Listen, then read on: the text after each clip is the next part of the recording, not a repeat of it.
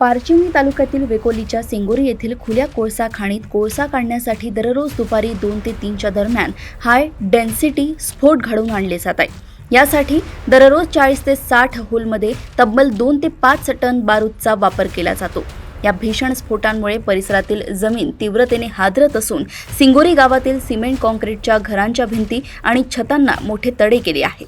स्फोटांच्या धक्क्याने घरात ठेवलेली भांडी खाली पडत असून घरांचे स्लॅब खिळखिळे झाले आहेत। छताचे सिमेंटचे पापुद्रे पडत असल्याने आतील लोखंडी सळ्या उघड्या पडल्या आहेत। नुकतीच सिंगोरी येथील गोविंदराव टोंगे यांच्या घरात काम करणारी दीक्षा टोंगे ही तरुणी छताचा मोठा पापुद्रा कोसळल्याने थोडक्यात बचावली। ही धोकादायक परिस्थितीमुळे गावकऱ्यांना रोज आपला जीव मुठीत घेऊन राहावं लागत असून एखादे घर कोसळून मोठी जीवितहानी होण्याची भीती व्यक्त केली जात आहे।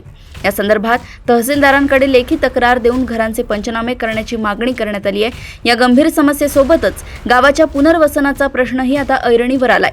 2016 मध्ये ही खाण सुरू करताना वेकोली प्रशासनाने सिंगोरी, सावली, डोरली आणि हिंगणा या 4 गावांतील शेतकऱ्यांची जमीन अधिग्रहित केली होती आणि गावांचे पुनर्वसन करण्याचे आश्वासन दिले होते।